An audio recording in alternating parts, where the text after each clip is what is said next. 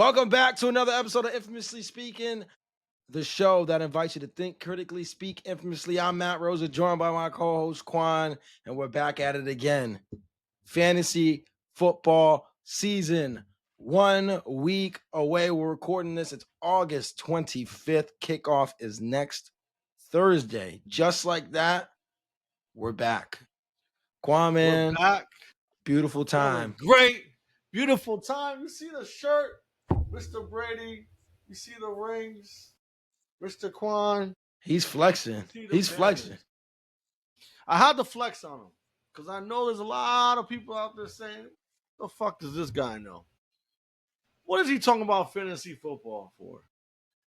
What kind of dumbass advice is he giving? I'm giving championship advice.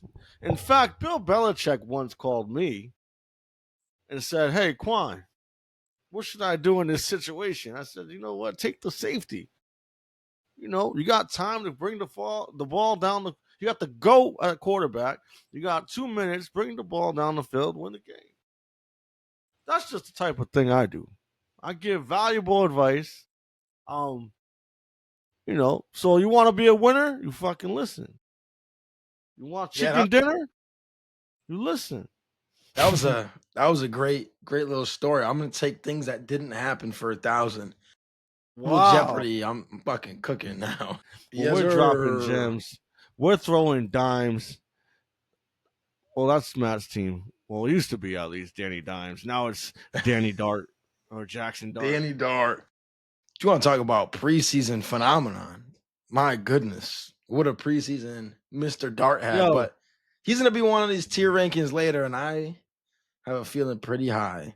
Just gonna throw that out there. I love about this is like we talked about it, right? Like we've been talking about players 8 weeks ago that people are like coming on to now. Like, oh, I want them, right? And shout out to Oi. Oi gave me my credit with like I called the JD thing, right? Way before it happened. Sure did. Jackson Dart. I said Jackson Dart should be on board. Like he's a baller. Like I said, to me, he reminds me a lot of Baker, and he cooked up in this preseason, and he's in a good situation. So we'll see what happens with that. Phenomenal. But let's get to the point, the topic of this video. A lot of drafts are coming up this Sunday. All the preseason stuff is over. Rosters are going to be cut down to 53. We're going to know what everything looks like. Landscape is going to be settled. Perfect time to come out and say, all right, let's talk about tiers. On last show, if you haven't listened yet, we talked about keeping rankings throughout the season, making rankings as you're going into the drafts so you feel comfortable about taking players in certain positions. If somebody snipes your pick, who's somebody else you could pivot to quick because you're not going to have all day to draft. So that's what we're here to do. We're going to give you our tiers, give you our takes. You're going to take them this Sunday or Saturday when you draft, and you're going to set yourself up to have a banner on your wall, just like my host behind him. That sound like a plan? I think so. And tune in. Listen in. Listen in. Let's start receiver because we all know who typically the consensus 1-1 pick is. And so we'll start there and work our way down or work our way to other positions. This guy recreating the pose, the Jordan pose. That's thumbnail material right there.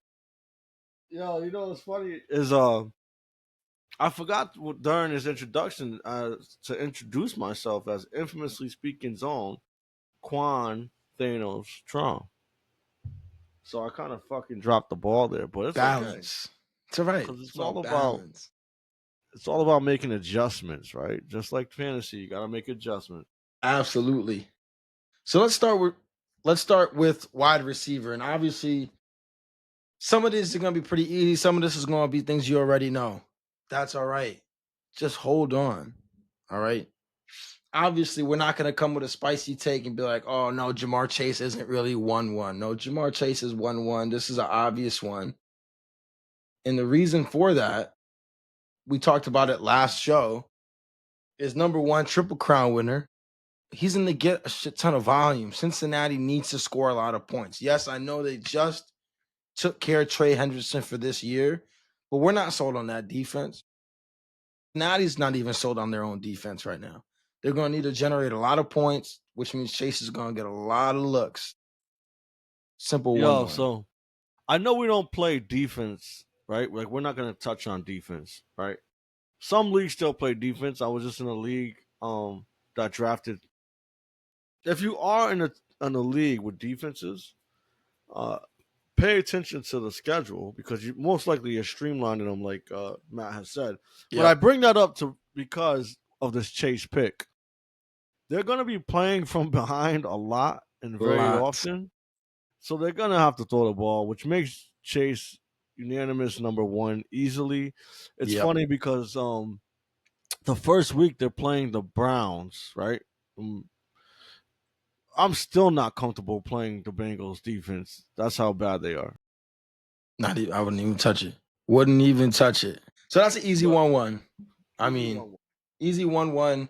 Top of the tier 1. You have 1-1. You're picking Jamar Chase. If you don't pick Jamar Chase, 1-2 owes you a lot of money, and you're gonna have a lot of jokes.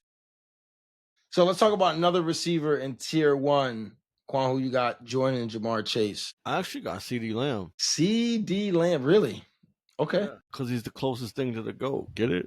Dad joke. So why CD? I think Pickens helps out with not giving so much attention to Lamb.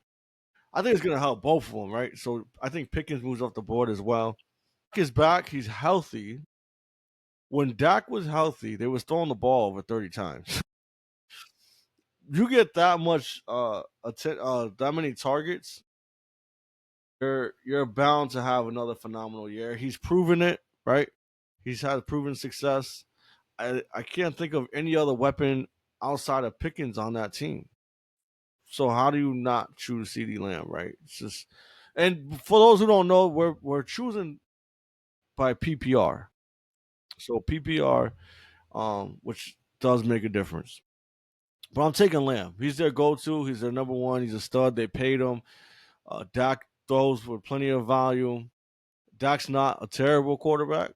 And, CD has proven he's been a number 1 receiver in all of fantasy. Dak's a good fantasy quarterback. I mean, last year, not really.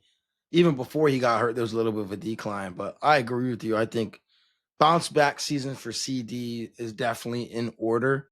I mean, if you got to think about this, if you think about over the last 2 seasons, CeeDee Lamb's averaged 10 targets, about 7.5 receptions, 92 yards, and 20.8 PPR points per game. 10 targets is crazy, bro. So all that to say, he's a top 2 receiver. All those numbers rank first or second among wide receivers over the last 2 seasons. And that's with the down numbers that he had. So that just tells you when he's right and Dak's right, there's a lot of potential in that combination. That might be a stat you want to look for, because Dak, you've been able to kind of get late in a lot of leagues, or later in a lot of leagues. That's actually a great call out, bro. Like, you really can get Dak late and have that pairing. I think for those who actually look for that, are putting themselves in a winning situation. Norm is the one who picked up CD, I think, with the 3rd or 4th pick. No, the 4th pick. I don't know who his quarterback is, but he should have definitely stacked that, now that I think about it. I mean, look at this for CD. Okay, even in a down year last year, over the first 8 weeks, he was a top 7 fantasy receiver, averaging almost about 19 points per game. And that's in a down year. That's in a down year. I mean, if you're getting 10 targets, right? There's a with CD. Does it say like the percentage of catches he's got? Like his catch rate? Yeah. Yeah, catch rate dropped to 60%. Okay. So let's say 6 catches out of 10. That's 6 points, right? What's his average yards per catch? Average yards per reception is 12. 12, right? So 6 points for there. 12. That's another 6. That's 70. Right. So that's like 12. 70s, right? Yeah. So that's like 12 points a game. That's 13 points right there. Yeah, 12, 13 points. Alone, right? Gets in the end zone. Right there, you're at 20. You're at 19. So even then, you're happy with that production. But again, in a down year. Now, the only thing with CD, because you talked about schedule, right? They got to play the Eagles twice. Not the best matchup. We think the Giants defense might be a little bit more formidable. But I agree with you. He's a true number one. Yeah. I like the pick. Only thing that would concern me is having a lack of balance. Let's see what their run game looks like. Having a lack of balance makes things difficult. And if you're one dimensional, they can plan for that. They might see lighter boxes in the run game, which means more players in coverage. Now, CD's someone who can get open against any kind of defense because he has the elite talent, but it just makes throws more difficult. But with Pickens on the other side, that could make a big difference too. 100%. So who's 100%. Joining them? This is the obvious one. I'm surprised this is not where you went, but I mean Justin Jefferson, for all the obvious reasons. Justin Jefferson, number one, he's one of the few quarterback agnostic wide receivers in the NFL. And what does that mean? It means regardless of who's playing quarterback, Justin Jefferson is getting his. Think about the quarterbacks he's played with already. Darnold, Kirk O'Chains, Josh Dobbs. I think he caught a pass from Nick Mullins as well. And he's continued to produce. He's continued to produce from a catch perspective. Obviously, yards after catch, touchdowns were a little bit down. But he's going to get you just points just through sheer receptions and volume. Oh, yeah. And it doesn't matter. 30% target share. You can't go wrong with that.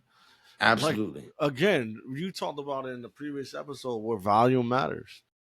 If you're getting the opportunities, you're going to capitalize, especially with a player with that type of talent, right? So even if J.J. McCarthy doesn't perform as well as Sam Darnold, which I think we both agree he'll surpass that, J.J. he's a safe play. Only thing that concerns me with JJ this year is his hamstring because they're not really talking about it, but he's been out since I think mid-July or something like that, if not beginning, right? So that could be a lingering issue, but if not for that, he's safe proof. He's that last banner, you see his name right there. Justin Jefferson. So a couple things about Justin Jefferson. Number one, since he came into the league in 2020, he's been the best receiver. About 97 yards a game. And he beats any kind of coverage. Man zone, hybrid, press. It doesn't matter. He gets open. When he's not open, he's open. That's how good he is. And so not only is he quarterback proof, he's defense proof. And you want to talk about just playing it safe? Justin Jefferson, especially if you're getting him as the third receiver on the board, like you said, in your draft, he was the third receiver taken off the board. I'm ecstatic if I'm getting him 1-5, 1-6, right? I'm jumping for joy. I got Justin Jefferson. I'm cooling. Yeah. No, I think so. Here's the other thing, right? You'll get in that first round. It's hard to miss, right? With some great talent out there. So if you get sniped, you can have someone that you're comfortable with taking, right? So yeah. For example, I don't know, if someone were to take who my next player is in front of me, there's somebody behind me behind in the chamber who I'm ready to pull the trigger on. And my next candidate that I have in this tier, as long as he can stay healthy, is our guy, Malik Neighbors. Malik Neighbors? Yes. Tier 1. All right, let me hear it. So we just talked about it, the volume, pure share and volume. He's how many targets he get last year? I think he broke the record, if I'm not mistaken, at least the rookie record. I don't recall that correctly off the top of my head, but I know it was a hell of a lot of targets because I had him. The only problem is he's injury prone. Led the league in targets per game at 11. Yeah, and we just talked about it. Target is king. Volume is king. Especially in a PPR league. PPR league, and now you got a quarterback that throws a really good pass down the field. So, you seen Russell throw that 80-yard bomb to I forgot Bo Collins. But imagine that with Neighbors. I agree. You know what I mean? He could easily be the number one receiver this year. Yeah. That's why I put him in this tier. And I think that, they didn't really help out too much with the offensive weapons, in my opinion. They got Wandell, right, who is a great underneath route runner, gets open. But that's about it. So at first, I'm like Neighbors, tier one, because you look at the names that he's beside. But as you mentioned, volume. Volume really is critical. Think about this. Targeted on almost 30% of the routes that he ran last year. That's ridiculous. That's ridiculous. That's Justin Jefferson. I just said that about Justin Jefferson. That ranks first out of 72 receivers that ran at least 355 routes last season. So that's a massive sample size.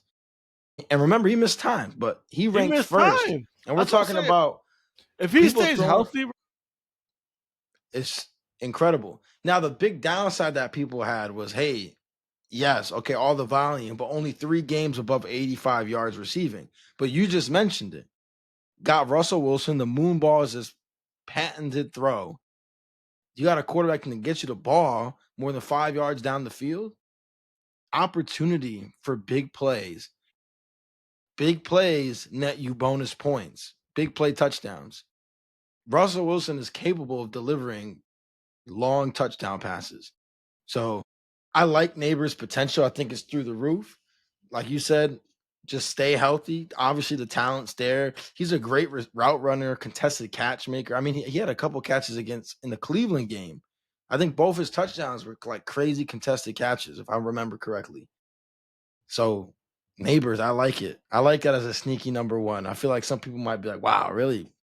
But I agree. Tier one, sheer volume, way better quarterback situation. Great pull by Quan.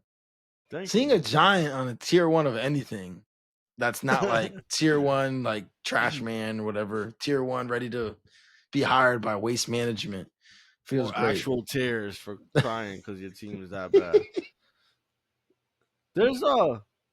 There's one more player I would probably put in the tier one, or at least the very cusp of tier two entering tier one territory. Okay. But I want to know what your opinion is. But I'll let you take this next one unless you're jumping right into tier two. I got some guys that could potentially be fringe.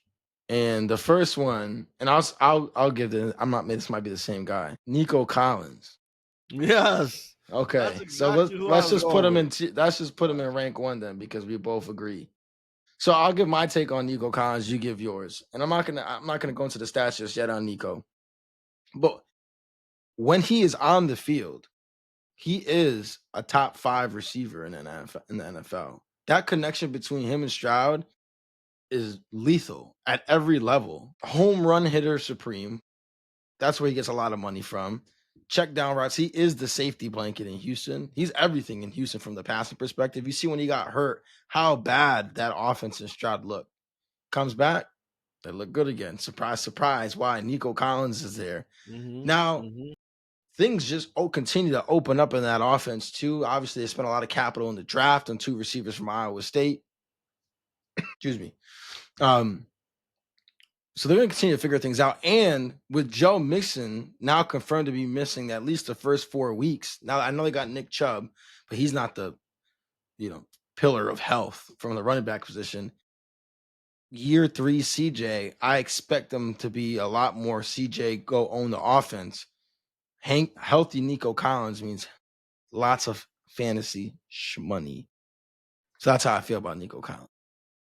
Yeah, I agree. I also think that this is going to play into the quarterback rankings, but I'm at the draft and I got CJ Stroud late, really late, like behind a lot of quarterbacks.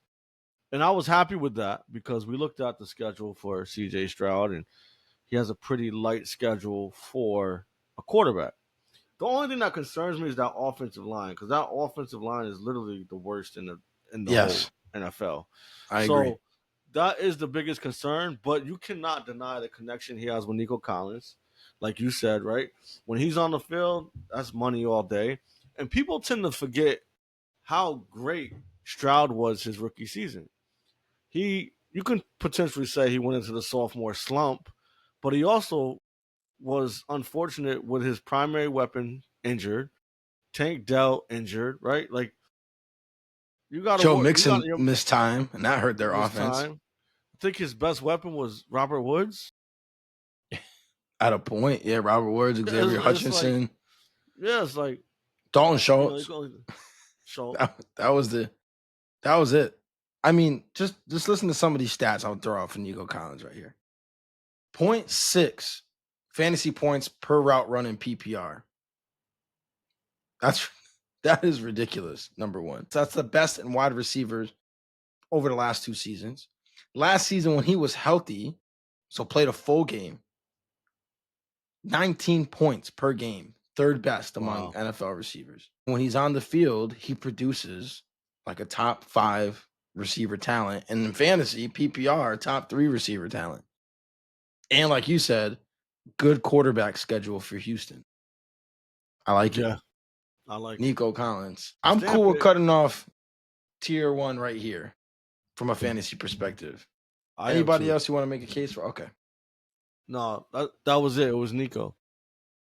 Look at that brainwave. Look at the brainwaves. Come on, man. I don't got the banners. That's because your league doesn't do banners. Shout out to Quan. No banners for the league. That's all right. I mean, listen, I could do it. I just had have to prize raise the winnings. fees. Listen, Yeah. I had money. I could have bought myself a banner. That seems a little cheesy. Yeah, buy your own damn banner. Get rid of that stupid LeBron picture. Listen, there was a gift. That's why it's there. Anyways, let's move into tier 2. Who do you want to start with? Because I did Nico. I'll do St. Brown. Love it. I think St. Brown is just he's trying and improving, right? Like he's gonna get his PPR points. He's gonna get 5 to 6 catches a game. And he's one of those guys that he's like Mr. Reliable, right? I don't think he'll be the number 1 receiver in fantasy. And that's why we got him in tier 2. Like all those in the number 1 tier can be the number 1 receiver, right? So I have St. Brown right there, Mr. Consistent. He's going to have some really big games that probably win you some of your games. Mm-hmm. But you can't go wrong with that pick. Like you're going to get money. Yeah, I mean, this is safe as safe pick can get. And the big thing is this. Number one, the Lions haven't had a lot of, from a personnel standpoint, turnover. Think about it. Same receivers coming back. Same running backs coming back. Laporta's still there, right? The offense has stood intact. They've kept a lot of their core. So the only question mark on offense there is what does the offense look like after Ben Johnson? But they hired internally, so you think that who they kept would have taken some of those philosophies from Ben Johnson. So I don't expect the offense to look super different. Second, St. Brown averages the most receptions per route in the NFL. In PPR, that's he's a PPR machine. That's really all that needs to be said. It's consistency. It's safe. He runs a lot of routes. He gets targeted a lot. And he's a dog. Like he's a tough player. Absolutely. Bro.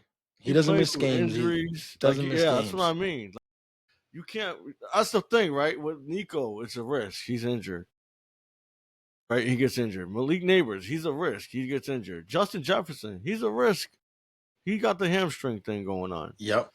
And CeeDee Lamb and Chase, they're there for a reason. And you can potentially put St. Brown in 1, but like I said, I don't think he'll be a number 1 receiver, but he's the safest you can get, like you said. So that's a great call out because I feel the same exact way.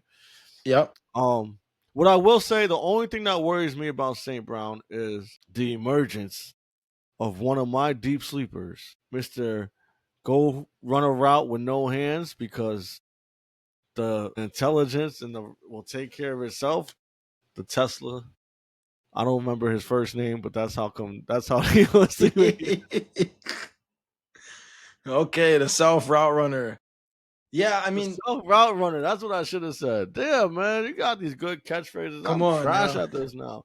You've been getting better though. Even your jokes, like Matt said some funny jokes about his wife earlier.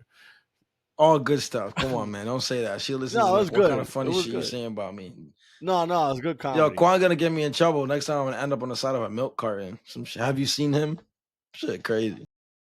I'm Amon-Ra St, but here's some other stats to throw out. Second in receptions among wide receivers with 115. Fifth in receiving yards, 1260. Third in touchdowns, 12. And the targets are there, 38, eighth. Top 10 in literally every single category you want. Top 5 in the ones that get you points. So, like I said, safe as safe. I agree that he leads this tier 2 only because we kind of feel like, hey, we know what we can expect from him. I don't know if we expect anything more. This is fantastic, but I'm not sure what if we expect anything more than this.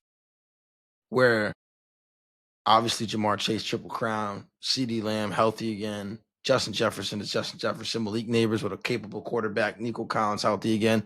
The ceiling just seems higher for those 5 players than Amon-Ra, if that makes sense. So let's keep moving. I'm gonna go here.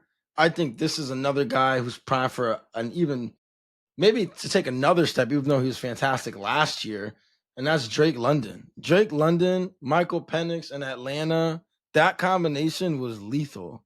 Drake London's a guy who coming out of USC has continued to get better year over year. But then once Penix took over, I felt like it became so easy for the two of them. Obviously, just the target in Atlanta. They have so many other weapons too. Not going to talk about Kyle Pitts, even though people love Kyle Pitts this year. Maybe because they're finally not ranking him as tight end 1, and they're like, hey, maybe we should, give Kyle Pitts a break, take him out the limelight a little bit. But Darnell Mooney's no slouch on the other side. Obviously, Bijan Robinson in the backfield. This offense is loaded. Your takes, your thoughts. So here's what my take is on this. And first and foremost, if you see me smiling, it's because I'm proud of you. You've been doing a lot better with fantasy. You won the Dynasty League. Right.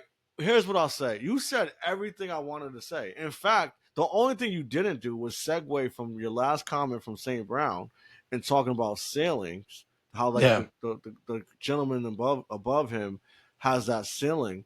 Yep. Drake London falls right into that category.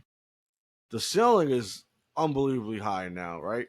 When Michael Penix came in, Drake London was leading in a lot of statistic categories. Yep. Just like you said, when Penix came in, he started taking off. Now I want to see that in a full season, and I want to see that after Penix talked up his tight end so much. Makes me a little worried. Yeah. The thing I don't think is gonna happen, and here's and I picked Bijan, is I think that there's some digression with their scoring, and I don't think they're going to be as efficient. We'll see, because right, Penix is going to be there, but I think if anybody takes a hit, it's going to be Bijan more than Drake London, because Drake London is just so for sure of a receiver, great receiver, great architect for that position, and it's already shown that Penix is going to look for him. So yeah, I mean, just listen to back that up. The stats back up what you just said. When Michael Penix was the starter, he was thrown to on 37% of his routes. That is ridiculous volume. That's insane, bro. That is insane. When Kirk Cousins was the starting quarterback, London averaged 15 fantasy points per game. Penix 23. Yeah.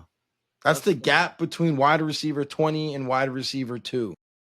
That is insane. That is insane. Insane. Yeah. Drake London, the candidate. Shine bright like a diamond. Here we go. All right. On you, brother. All right, here.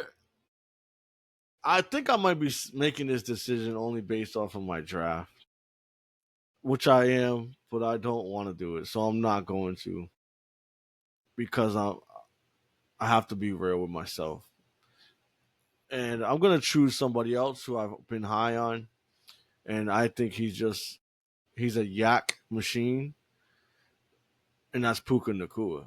I thought that's where you were going right away. No. But Puka Nacua, one, he gets open. He just gets open. 7-Eleven. And now, I mean, Cooper Kupp demanded attention during Puka's breakout rookie season, but Puka was getting it done last year, and Cooper Kupp didn't demand nearly as much attention. And now you got Devontae Adams over there. The only concern, obviously, is that he gets banged up because he's so he's such a dog and he just wants to block. He wants to do everything. He's active in everything. Yeah. He wants to take 2 yards into 200, right? Like he's running past the end zone. And then you got Stafford with his epidurals. It's super concerning. Those opportunities. But even if Stafford goes out, I think Jimmy G is a serviceable quarterback. No, Get you he's the not. ball. He's not No, he's serviceable. serviceable. For fantasy, he's serviceable. Yeah, that's true. He's terrible. Jimmy G is terrible. Look up Benefit Jimmy of a G's good eye. receiver stats when he was in the league for the Niners when they went to the Super Bowl. Look him up. Listen, when you play with a competent offensive mind, it makes you look good. He has Sean McVay, so maybe I should give Sean McVay a little bit more credit. Don't sleep on Sean McVay. Yeah, no, that's fair. That's That's boy fair. who you're talking about don't got a ring. Who? Jimmy You G? talking about Shanahan, right? Oh yeah, Shanahan. But also remember, Jimmy G looked pretty good in New England too, with McDaniels, who's an awesome coordinator. Terrible head coach, but great. Terrible head coach. Great coordinator. Terrible head coach. But go ahead. So check this out. Puka. We got a long list to go through, brother. Puka Doncic. All right, but I feel like when we get later down, we don't have to talk as much. Puka Doncic, check this out. With that, all receivers with at least 75 routes run. Puka, 37.1% target rate last season. Just among all wide receivers in the last 19 years. He's going to get targeted. It's just what it is. He's the magnet. It was like, we've seen this with Matt Stafford, right? This is a career thing. This isn't like Matt Stafford when he just got to the Rams. Think about Matt Stafford when he was a Lion. The ball just went to Calvin Johnson, which was the smart thing to do. Just get the ball to Calvin Johnson. Think about Cooper Kupp when he had the Triple Crown. Just get the ball to Cooper Kupp. It was annoying at a point because it's like you got one guy wide open, but you're fixated on Cooper Kupp from the moment you came out the huddle. You thought these guys were married. Cooper Kupp had some blackmail on him. He had to. And then now it's the same with Puka, right? Just he sees Puka, gets Puka the ball. Now, some people might be concerned with target share going to Devontae Adams, which obviously you can expect some of that to happen. But the trade-off for that is you got another player drawing attention, which now frees up stuff for Puka Nacua to go ahead and make things happen. So I agree with you. Tier 2 receiver, Puka, lock it in. All right. This is where I thought you were gonna go, tier 2, and where you think I was gonna go? I thought you were gonna go Brian Thomas Jr. You were super high on this guy last year.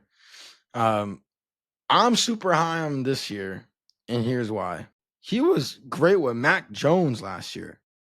Now, is Trevor Lawrence phenomenal? No, but is he better than Mac Jones? Yes, and I know that he got a chance to play with Trevor Lawrence.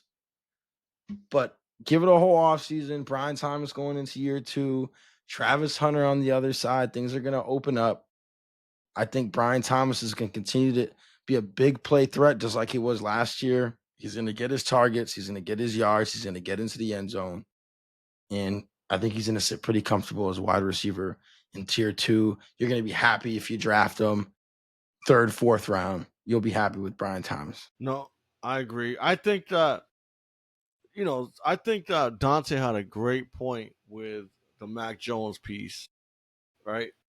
And obviously Mac Jones is not going to start as Trevor Lawrence. I also think that Travis Hunter coming in could be a potential issue, right? They're going to want to get him the ball. They're going to want to scheme some plays for him.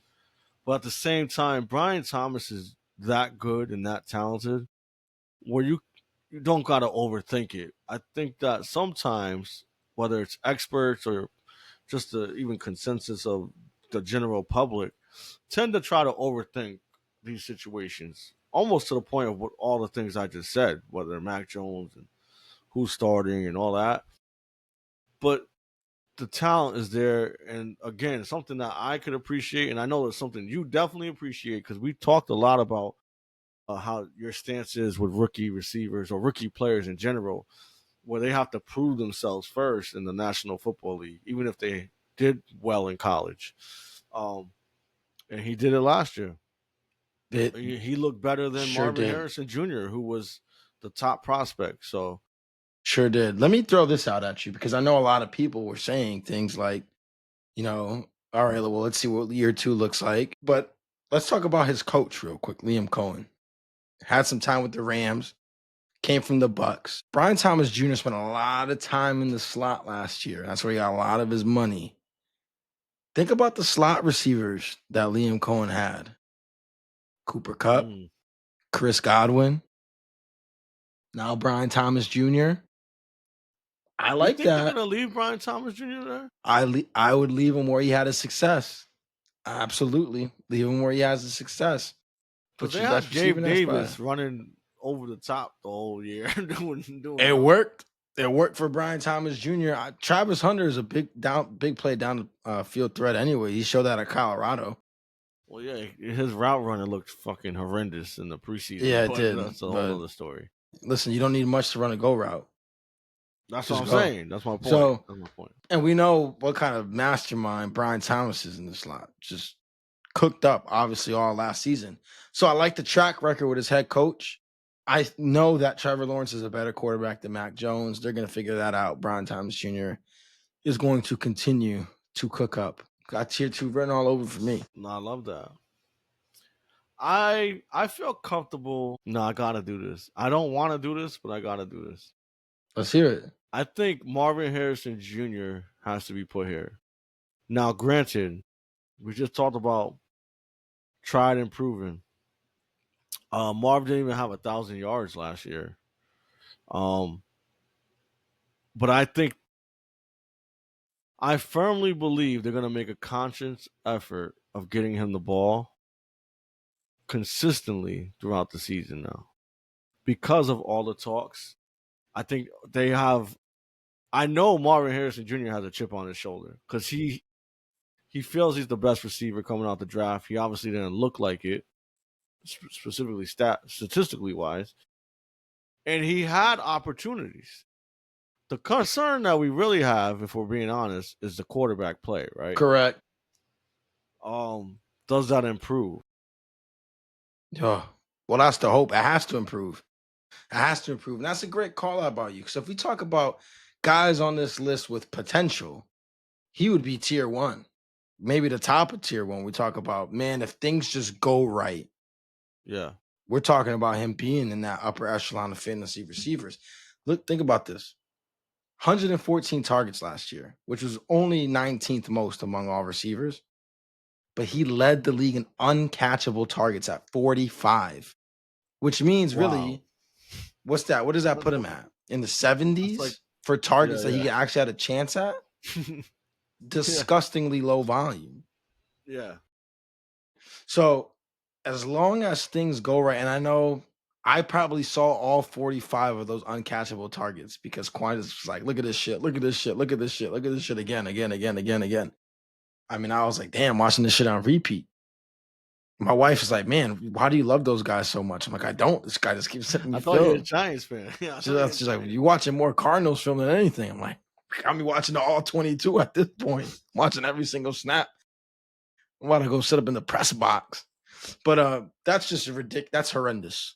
That is absolutely horrendous. But that goes to quarterback. That's strictly quarterback play. Now, granted, of course, that's also what kind of routes is he running? He ran a lot of routes that take time to develop as well. And so the Cardinals line isn't great. Kyler didn't play great last year. If things go the right way, we could be talking about him cracking into that. I believe that second tier. Yeah, I don't think he's tier 2 right now. I mean, that goes. That's projection. That's and that the thing with that is, right, like you said, like we just talked about, like you like the proven prospects, and I get that, I do, but I enjoy taking risks because usually my risks have some kind of statistic behind it that is like, you know what, this is gonna pay off for me. And this could be a little biased decision because in a 16-team league, I ended up with him as my number 1 wide receiver. You got him in every dynasty league he's in. I think you might have a tattoo of him. Well, to be realistic, right? If you look at the talent wise, it's there. It's he's easily top. Yeah, he's easily top 5 receiver. And you put him in any of those other situations, and he bulked up. He bulked up this offseason. That's the other thing, right? I had to pick him. He's in the gym. I'm in the gym. We both in the gym. Let's go get it. Kyler ain't there though. Kyler's in the 2K Jim. My career. Yeah, so I thought you were gonna go Lad McConkey there. No, I know you did, and you know I'm big on Lad McConkey. The problem I have with that, actually, I don't even have a problem. You could definitely put him in tier 2. The thing that concerns me is something that you pointed out, which is the volume that Herbert throws the ball is, I'm not too happy with that. But McConkey is a great enough receiver that he just gets open too, right? Like just gets I open. talked about this. Like I wanted him on the Patriots last year, but we decided to go Polk, who's not even playing this year. Yep. And was terrible last year. Because route running is fucking key for a receiver, because you ain't getting the ball if you ain't getting open. Critical. Yeah, Quentin Johnson, who's just is infamous, like that, right? He's infamous for dropping the ball. But bringing Keenan Allen back, McConkey does have a rapport with him. I know he's a little older now, but another great route runner, so he's going to get open. How much targets does that take away from McConkey? And then and then you have the emergence of Trey Harris and Smith, right? What does that look like? Does that take some target shares away from McConkey? I don't think you can go wrong with him in tier 2. I still like him in the second round, and that's where his average draft position is. But I don't feel as confident as I did prior to us investigating that a little. Yeah, that's a great call out by you. For those, just what you referenced is Justin Herbert, and every season that he's played either 16 or 17 games. This past season, he had the lowest amount of pass attempts, which was something that we kind of figured was going to happen. Harbaugh coming from Michigan, they were really offense focused on physicality, running the ball. They take Joe Alt high with their first overall pick last year to really bolster the offensive line because they want to establish a running game. Draft Omarion Hampton because they want to establish a stronger running game. Bring in Najee Harris. But Hampton could catch the ball out the backfield. Agreed. There's no established firm number 2 over there. I guess if you want to say Keenan just because he's the vet in the room. But at this point in his career, Ladd is the clear number 1 in that situation. And so for me, a number 1 with no really massive competition at the other side of the ball, with what some would say is elite quarterback and Herbert throwing him the ball, hot button topic. I like Ladd. I like Ladd there. But I would be cool saying if we wanted him to lead off tier 3, because I do believe that Harrison Jr.'s upside is higher than Ladd's. Okay. That ceiling is higher there. Just because I'm actually surprised that you left this guy alone. And I want to know why, because you talked about tier 3. Is the guy that you had last year in A.J. Brown. Why did I leave A.J.? Now, A.J. Brown normally goes before Ladd. He goes before Marv. He even goes before Brian Thomas and Puka in some cases, and in front of London. So, a lot of people have him as a high end, like tier 2, or some would probably even say 1 because, how great he is after the catch as well. So, as someone who drafted him, yep. Why do you have him in tier 3? So as when I drafted, tier 3 is kind of like, I feel like tier 2 might be able to expand, but go ahead. I'm sorry. So AJ, I'm cool putting him towards the end of tier 2, but I feel like he's in a very similar situation to Ladd, just with better pieces around him. So when I drafted AJ last year, we didn't know Saquon was going to pop for 2K.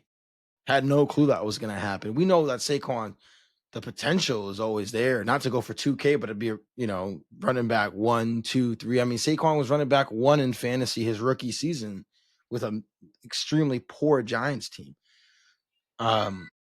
He has a number 2 over there, a very capable, and who would be a number 1 in other teams in Devonta Smith. And they like to run the ball. So the opportunities are not going to be as plentiful for AJ Brown, in my opinion. And so I wouldn't mind putting him on tier 2. it's more of his situation more than the player himself. There's just so much offense, so many people to get involved in the offense over there. He's an elite receiver. There's no doubt about it. It's just situation's not the best. That's fair. And I think having a mid quarterback definitely takes play in ranking him where he's at. Mid quarterback is egregious, but yeah, that's just where I mean, if you want to argue bottom of tier 2, I wouldn't put him tier 1 for sure. And again, like I think it's important that we say this. We said this on every fantasy show. Like fantasy football rankings and actual football rankings are completely different because you're looking for who's going to get you points. That's it. Not who's going to win you an actual football game. And I know there's a lot of quote unquote experts and stuff who have like their tiers are larger, right? Like there's more people within those tiers, especially tier 2. But this is our tier rankings, so we really don't care. So if we here's the way I'm looking at it, and you can tell me if you agree, disagree. Tier 1 is like surefire, absolutely. These guys are going to cook up. We don't even have to question it. Tier 2 is they're close to that tier 1, but they have the ceiling. They have a high ceiling. And then as we start to go back, like tier 3 for me is you're the number 1 in your situation, no doubt. It's just there's other circumstances that kind of keep you out of the other two. Like I said, like we talked about with McConkey, heavy run offense, AJ, heavy run offense, plus Devonta Smith. Also, the running back that you had just rushed for 2K last year. So and he's probably going to get some touches. Yeah. So that's the way I kind of view vulture. Yeah. Yeah. No, he is. I probably would have scored like 100 more points last year. No, I agree. Because I had Saquon. I appreciate Jalen Hurts for doing that because I was able to flip him off of that potential alone. All right. Someone who I like in tier 2, I like him more in tier 2 now that I think about it, and that's because the potential he has, and we talking about a proven player, like proven, and that's Tyreek Hill. So I get it, right?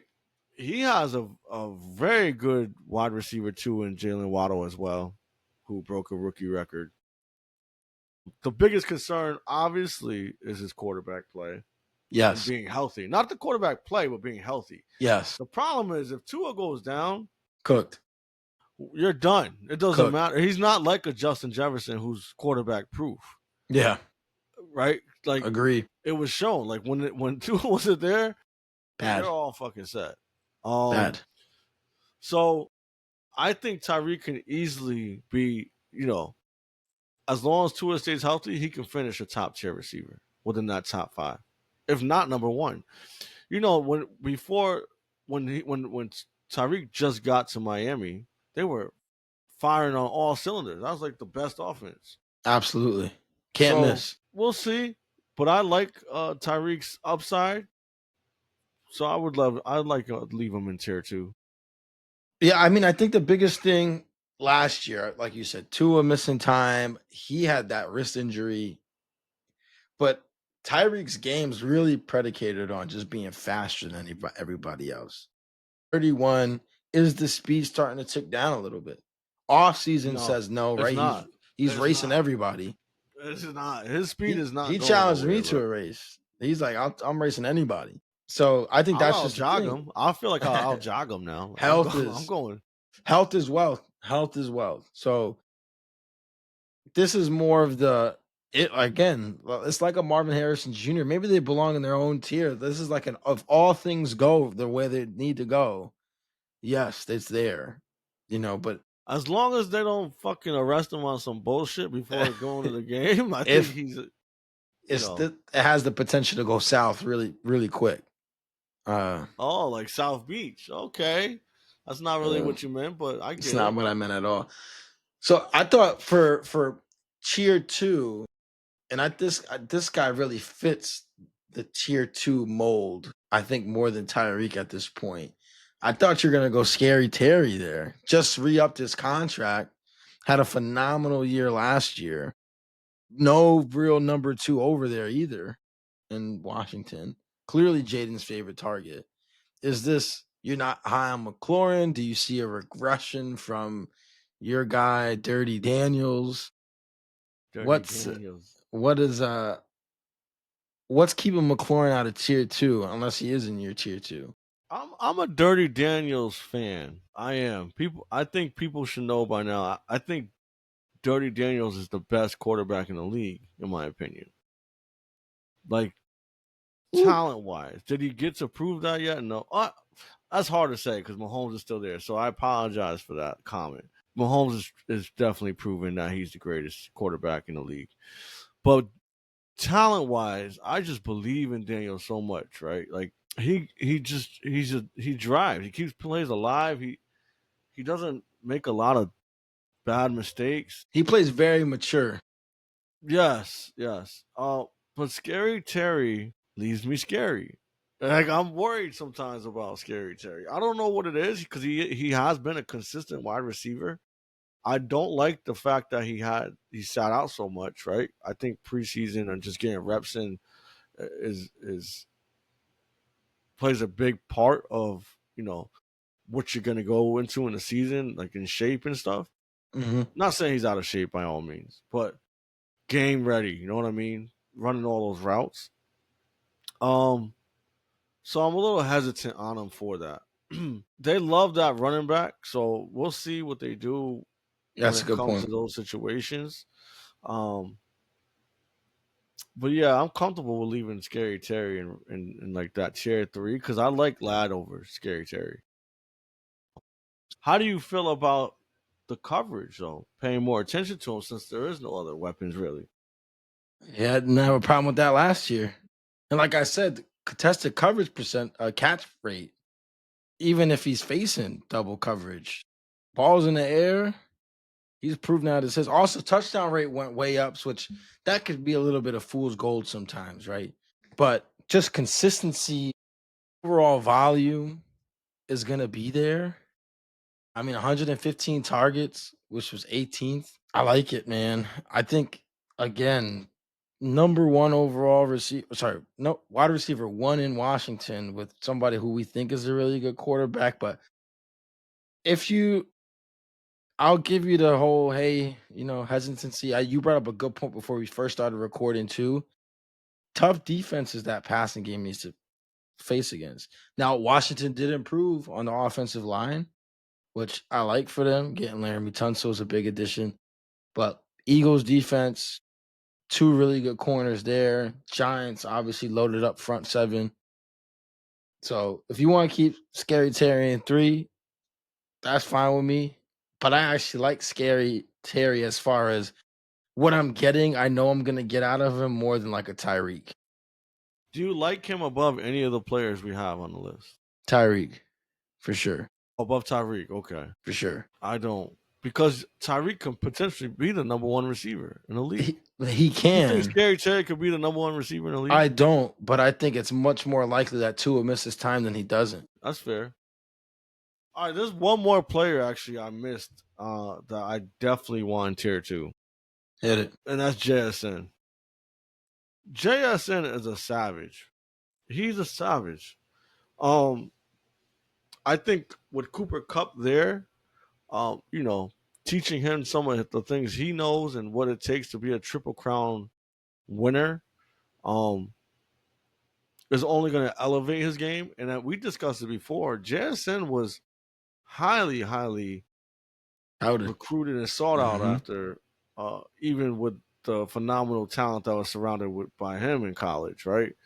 Um, I think that people may only worry about the Sam Darnold situation, which I get it, but Sam Darnold also just came off a pretty good year supporting his wide receivers in fantasy. Yeah, I think what's interesting about JSN, number one, you brought that up. Obviously, what does that offense look like with Sam Darnold now?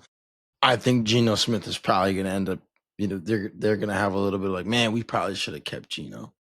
That's just my feeling on how that's going to go. But listen, they struck with a former Jets quarterback once. Why can't they do it again?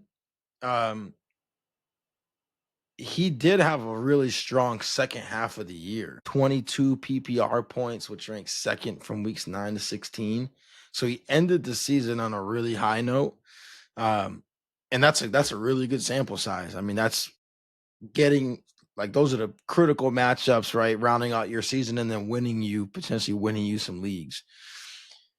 Like I said, it's just going to be interesting to see what is that how does he jive with Sam Darnold? I think to your point, I think the Cooper Cup point was a great one. Like it can't hurt him. But as far as him becoming a better overall player, we don't know how involved Cooper Cup's going to be at this point in his career. He's going to be the wide receiver too, obviously, but we saw what it did for Puka, right? We saw what it My did for point. Puka's career. I think if we're going to put JSN on tier 2, which I'm not going to fight you too much on, I want to put his Ohio State teammate in there, the trifecta. You already got Marvin Harrison Jr. in there too, so might as well put Garrett Wilson in there. You want to talk about quarterback agnostic? Think about the guys that Garrett has caught passes from in his first 3 years in the league. Aaron Rodgers, Zach Wilson, Tim Boyle, Mike White. This guy has not played with great quarterbacks, and yet he's notched over 1,000 yards of each of his first 3 seasons in the NFL. He can line up inside, outside, so he's proven that he can win everywhere. He doesn't drop many passes. He's reuniting with his college quarterback, Justin Fields. I know Justin Fields does not look like he should really be throwing passes in the NFL, but guess what? A lot of the guys that the Jets threw out there with Garrett Wilson looked the same way, and he still had success.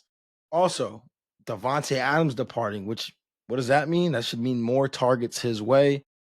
I'm thinking run heavy offense leads to play action opportunities. Garrett Wilson, clear number one in that situation, proven that he can win with any quarterback. No, so I won't even disagree with you. I think Garrett Wilson is a very talented wide receiver. I think you made a great point with quarterback play almost being quarterback proof. I think, last year he had a pretty rough season because Aaron Rodgers is literally in love with Devontae Adams. So, that took a lot of target share away, which we also talked about with the volume piece. So I think that Garrett Wilson will be fine in tier 2. And although I'm not a fan of Justin Fields, especially throwing the ball, I think that being reunited with a college teammate will definitely help. And I remember some big games from DJ Moore, of all people, with Justin Fields. There was one game I think he had Huge like games. 40 something points. Huge games. Because Justin Fields, one thing he could definitely do is extend the play. Another thing Justin Fields definitely does is he'll take chances and risk and throw the fucking ball. Yeah, he will. Even when you don't want him to, he's gonna do that. So if you give Garrett Wilson some opportunities, we've seen him make some unbelievable contested catches. The main one I could think of was when they beat the Bills in the first game of the season. He made that miraculous catch on the left side. You all the Texans game on Thursday night when he hit the Jordan pose. Yeah. So, is talent there? Yes. Is volume there? Yes. So why not, right? The only concern goes back to the quarterback play, but again, it's a difference between real life and fantasy. So absolutely, I'll throw out this little one tidbit. New offensive coordinator came over from the Lions.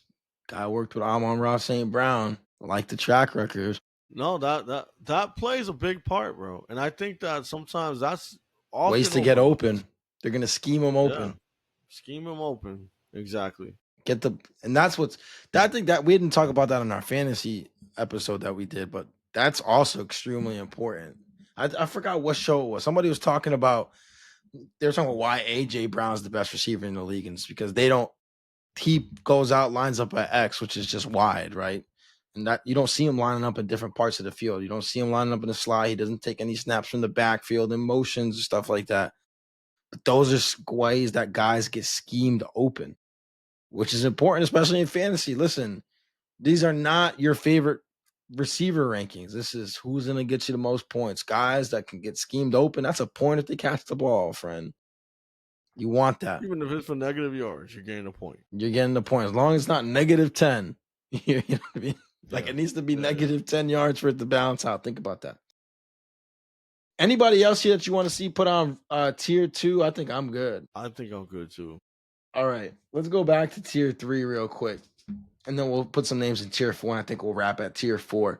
Tier 3, guys, just out of sheer respect. And also because I do think that, do I feel like he's tier 3? I might not feel that way, actually. Okay. I know I've been harsh on this guy. Hear me out. Actually, I'm not sure if I like any of these guys in tier 3 now. I'm looking at it.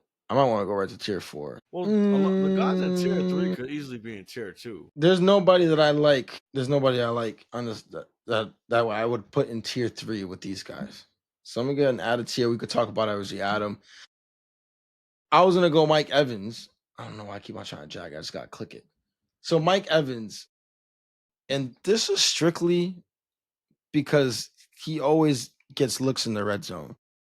So he's always good for red zone targets, which is huge, right? You catch a touchdown, 6 points, and he's always over 1,000 yards consistently. His problem, why I have him tier 4, number one, that room is stacked in Tampa. I know Godwin's hurt, but when he comes back, we think Ibuka's going to do some pretty good things too. They had McMillan, who made some plays last year, so they got weapons all over the field on offense. But you got to respect red zone targets. You got to respect the fact that he does accumulate his yards, which is going to get you points. Also, he gets a lot of long touchdowns, which helps as well. So I like Mike Evans in tier 4. Yeah, I think that's a great point, right? The red zone, I mean, touchdown equity is second to volume in my opinion, right? Mm-hmm. But it also equates to volume just in a higher tier because you get more points when you're in the red zone and you get the touchdowns, right? So I don't have a problem with that. He's been super consistent. The only issue I have is he's getting older, and like you said, that wide receiver room is got some good talent, right? It's a stacked one. Godwin chose to be there again, which says a lot. And Ibuka has been killing camp and preseason. In fact, I would argue and probably put Ibuka at the fringe of tier 5 going into tier 4 with these guys. Opportunity and talent. I'm gonna definitely put T-Mac in there. I think just off of sheer volume, he has the potential to do some really good things. I think they're gonna scheme him open. They're gonna make sure that he gets his looks. They spent a lot of draft capital on making sure they went and got him, and he was ranked the number 1 receiver coming out of the draft this year. But I'll follow that up, and I actually want to put this guy in tier 3. Or if you want, you can argue to put him at the very top of tier 4. Yeah. And this is going to surprise some people, but I don't care. That's what we're here for. This is my infamous take. Go ahead. Matthew Golden is going to be there. And I told you that projection is crazy. I'm telling you off camera, this guy is legit. He's not even here. Yeah, we just talked about I just talked about T-Mac being the number 1 prospect out of this draft, correct? You did. But what did we talk about all offseason and into the draft? Who had him number 1? Steve Smith. Yep. Who we take very credible, like he's very credible with 100% with his wide receiver evaluations. He's been killing camp. He's been killing preseason. Thanks. They said he definitely looks like the number 1 there. So I think the number 1 in a offense like the Packers, decent line, decent quarterback play. We'll see what happens this year if he steps up, improves. But I do like Matthew Golden a lot this year. Yeah, we were talking about it before the show, a Matthew Golden situation where, Jordan Love's been a starter for 2 years. He's had pretty much the same core of weapons over those 2 years. And the only guy that really distanced himself somewhat was Reed, right? But Reed's hurt. Watson's flash potential, but he's always hurt.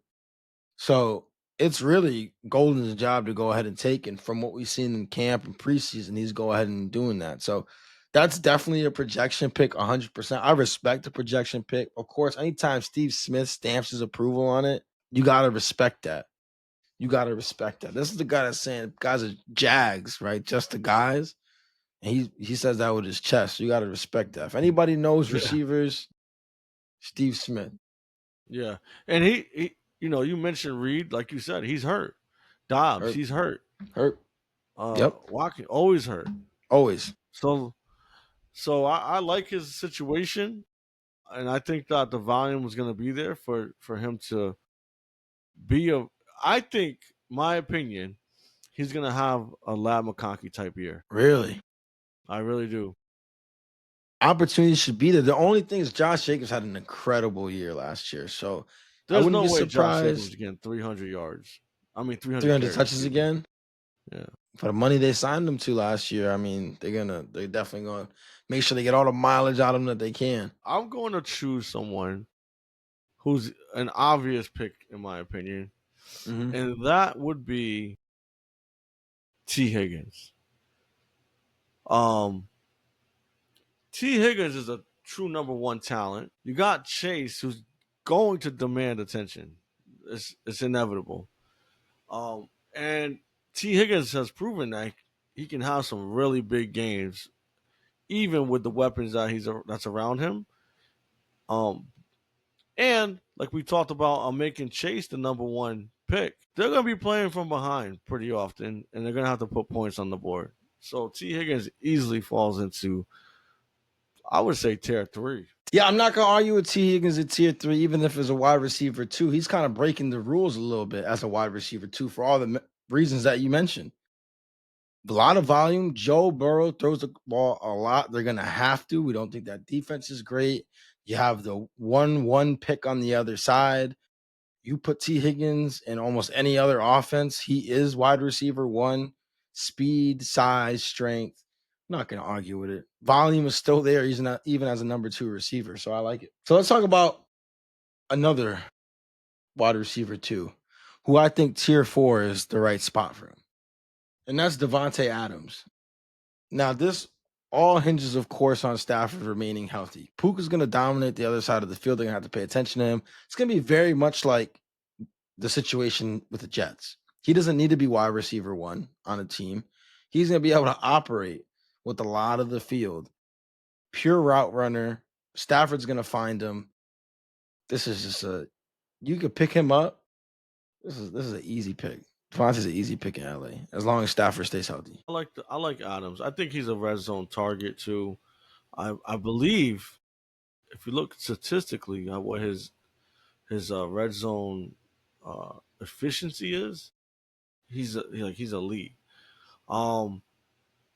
Specifically because, like you called out, his route running Just gets phenomenal open. route runner.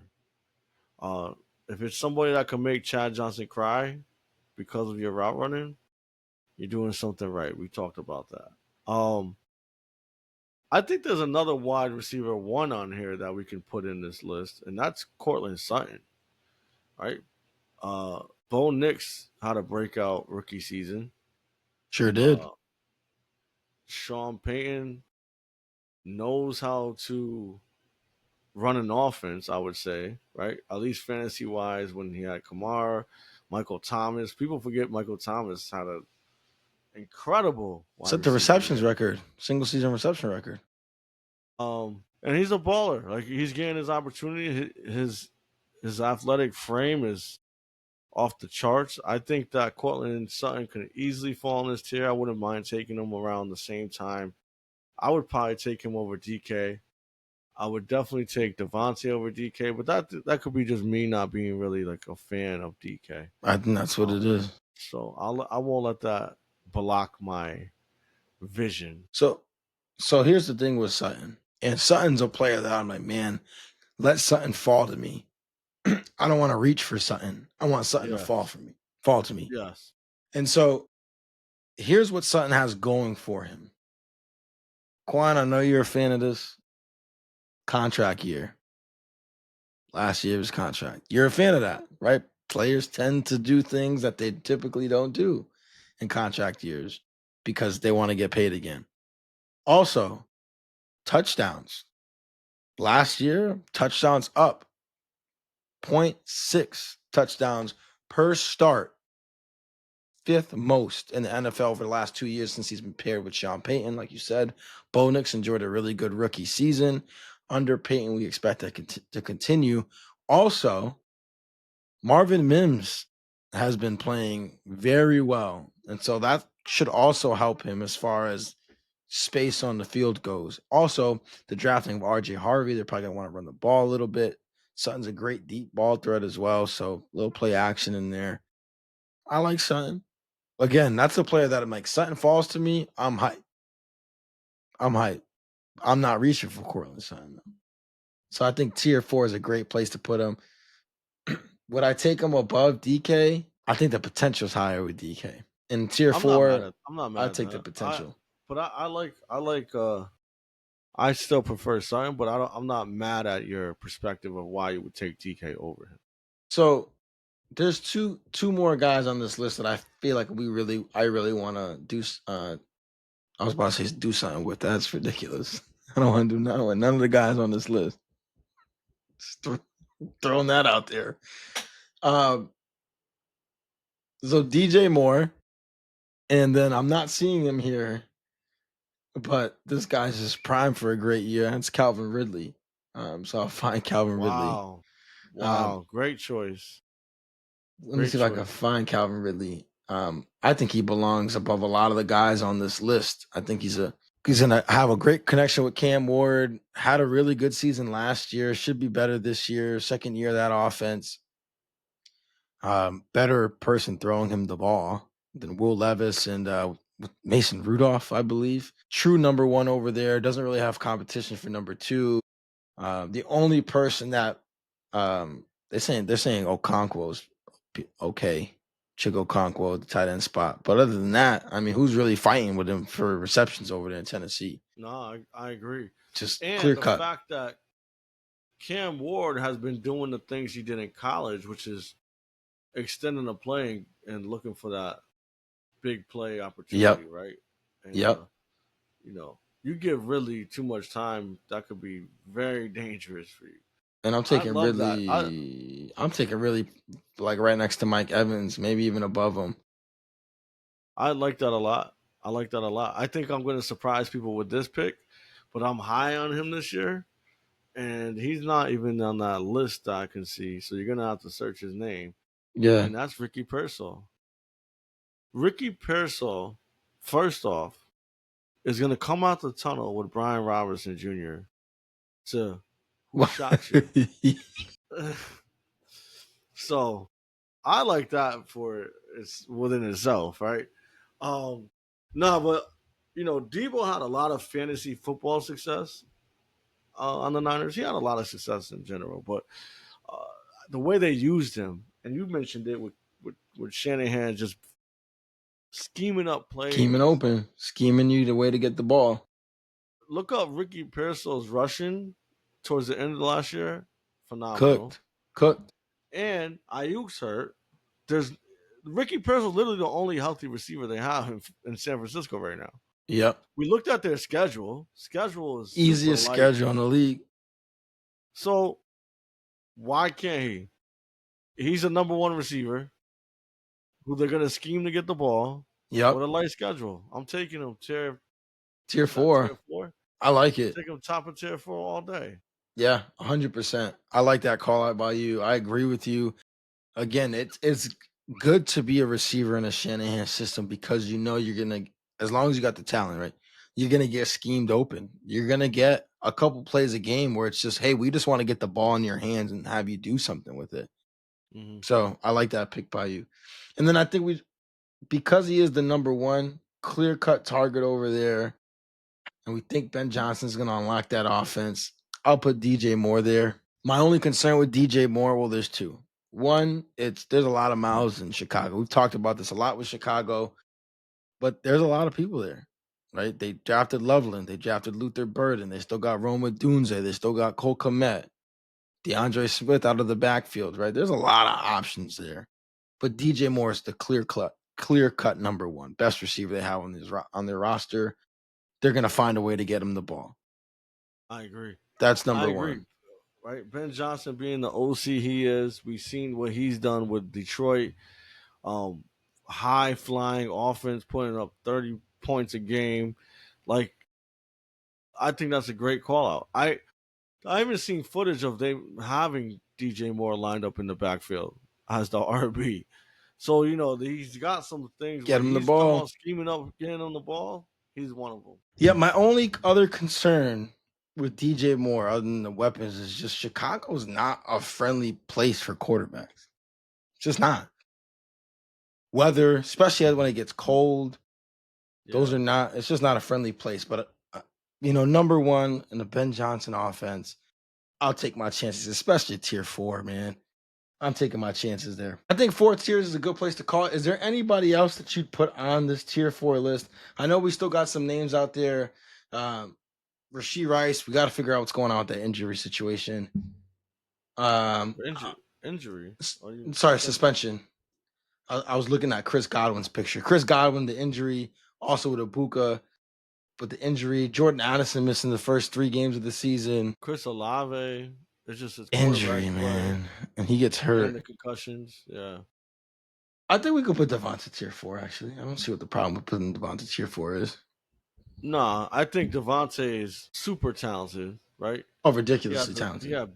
big plays in the Super Bowl. I like Devontae there actually a lot. Like if Devontae slips to me, usually round 4. Depends, right? Because like the league I was in with 16 teams, there's no way he's getting to me around 4. Yeah, no, typically not. I mean, all these guys, you'd be surprised with most of these guys. Well, Ridley, Pearsall, people Ridley's like the one that. I don't get, Even man. Golden. All right, I'm cool too, just because I don't feel like going through all these other guys. No, like I mean, Zay Flowers, I think, is the only number one that we didn't put on there. He doesn't really do much for me. I mean, he could be there. Yeah, that's fine. Yeah, I think it's good. And so to wrap the show, a couple things. Number one, again, these are not projections of who's going to be the best receiver in the NFL. Who we think is going to get you the most fantasy buckets. What the tiers are for. We're not necessarily ranking these guys from 1 to whatever we have them, right? There's going to be a good chance that a majority of guys in the tier are going to be not going to be there when you go to draft, depending on what pick you have. And so the point of the tiers is your guy's gone, wide receiver still a position of need. You feel comfortable saying, hey, all right, Chase is gone, Lamb's gone, Jefferson's gone, Neighbors is gone. I still like Nico Collins in this spot because maybe all my running back ones are gone, and now it's just running back 2. So I'm going to take the wide receiver 1 at this point because I need it. So that's what this is for. It's just to help you. The guy that you want is gone. You have guys you feel are adjacent or just maybe a little bit below that player you were targeting. So it's help. Or it's also for you for those out there who are using this. It's also for you to decide, right? Like at the end of the day, it's Yes. your team. You got to be confident and comfortable with the players you're choosing. Yes. So, for example, I just want to throw an example out there, right? All right, right. So let's just say you're in tier 4 and you have the opportunity to take T Mac, Golden, Ridley, right? And those are the tier. No, let's go a little bit further down, like where they're jumbled, right? So we got T Mac, Golden, Metcalf, and Devontae Adams. This tier is for you to say, look, they're all within that tier where you really can't go wrong. It's not based off the specific ranking of in order, Right. because you can make that decision of who do you like better Correct. and the reasons why, right? But so, for example, like T Mac and Golden, I actually like Golden a little bit better, just because to I know you me do. he's a better receiver in my opinion. So I'm gonna choose Matthew Golden there. You know, Metcalf might go Metcalf because the ceiling that he has being a number one receiver, the actual number one receiver in Pittsburgh. So, and that's fine too. That's why we have him in the same tier. Yeah. Yeah, great descriptor. This is just a guide. It's a guide.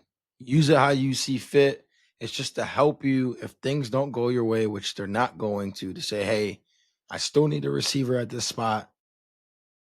Who do I have in this category so that I feel comfortable taking at a position like this? So use this as a guide. If these tiers helped you, awesome. Super appreciate it. We're happy that you tuned in.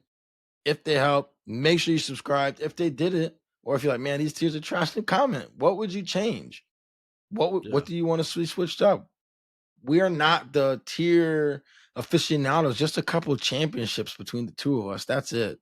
So I want to say a couple, but no, but just a little humble there's more than a brag. couple right behind me. Just humble brag. That's all it is. Not even a humble brag. Just saying, for the people chirping who've won nothing or won their work league, where only one other person files football and everybody else auto drafts. 10 teams. Right, 10 teams. People don't switch out because they don't understand what a bye week is. They think IR is a celebration or something like that. Just know that this was for you. We appreciate y'all tuning I had in. to take my rings off because it was too heavy. Started giving me arthritis in my wrist. I started to have Tyreek Hill wrist. Tier 4 wrist? Sounds tier 2 wrist. That sounds crazy. Tier 2 wrist. Wow. Yeah, it's that time. It's time to pack it up. Yeah. Well, I appreciate y'all tuning in. This is Infamously Speaking, your favorite show's favorite show. These are the official rankings. You're gonna come back like these guys know what they're talking about. You're welcome in advance on the chip. We'll take our advance. We'll take the advance right now. We'll but as take always, a subscription. Just subscribe. Yeah, you know what? Quan, you're a nice guy. We'll take a subscription. Share the show with friends and family. And as always, think critically, speak infamously. Love.